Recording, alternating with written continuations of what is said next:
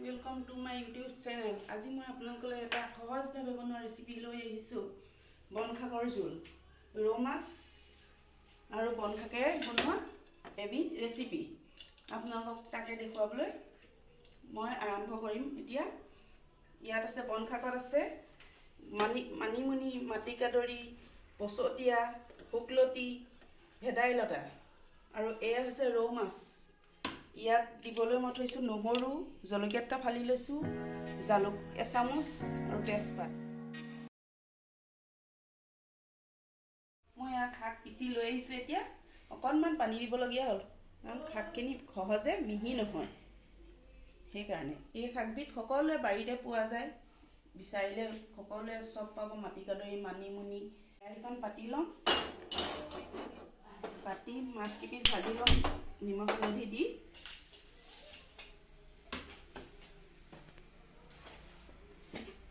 মাছত এতিয়া মই আন্দাজমতে নিমখ দিছোঁ। এতিয়া হালধি দিম। কেৰাহী গৰম হৈছে, এতিয়া মই গেছটো অলপ ল' ফ্লেম কৰি দিওঁ।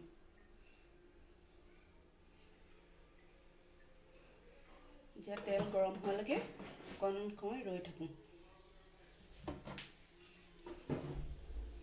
এতিয়া মই বহাই দিছোঁ, মাছ এপিচকে ফ্ৰাই কৰি দিওঁ।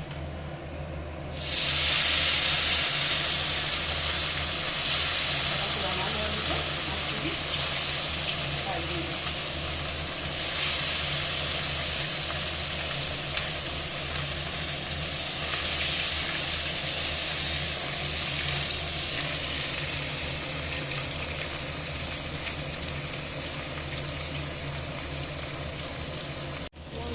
এতিয়া জুপিয়াই দিম।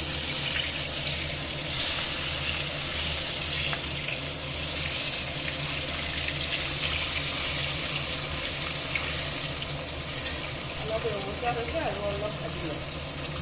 এইখিনি ফ্ৰাই কৰা হৈ গৈছে।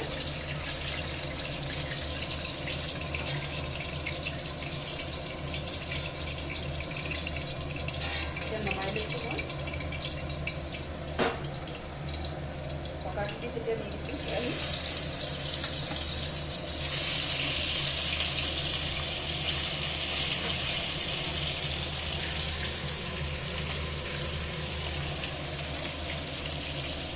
এতিয়া মাছ ভজা হৈ গৈছে। মই ইয়াতে তেলতে এতিয়া থকা তেলখিনি নহৰু দি দিছোঁ, তাতে কেঁচা জলকীয়া দুটাও দি দিছোঁ।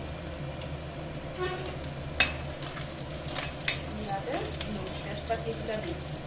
নহৰু, জলকীয়া, তেজপাত একেলগে দি দিছোঁ। এইখিনি ৰঙচুৱা হ'লেকে ভাজি ল'ম। ভাজি লোৱাৰ পিছত শাকখিনি দি দিম।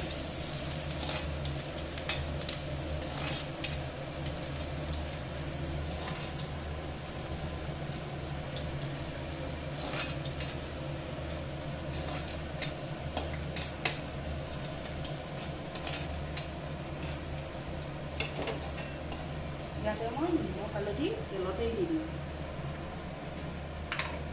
ইয়াতে মই নিমখ হালধি দি দিছোঁ।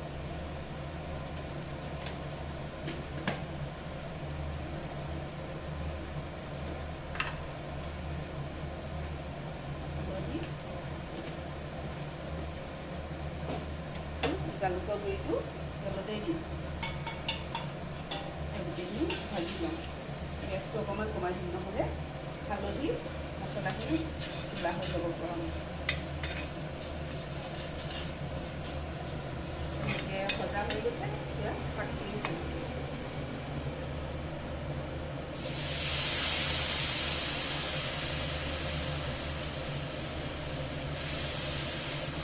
ইয়াত অকণমান পানী দিব লাগিব, কাৰণ মাছখিনি ভালদৰে সিজিবলৈ উতলাই দিব লাগিব। পানী দি দিছোঁ। এগিলাচ দি দিছোঁ। ইয়াতে মাছ পিচ দি দিম।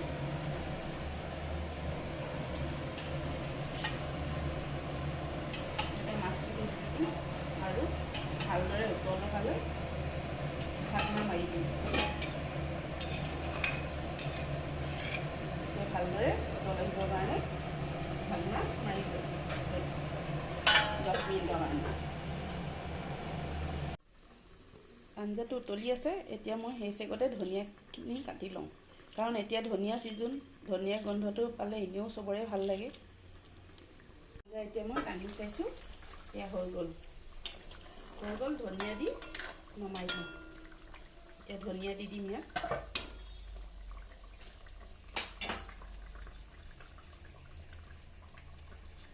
এতিয়া ধনিয়া দিছোঁ। দেখাতটো খাবলৈ ভালেই হ'ব যেন লাগিছে।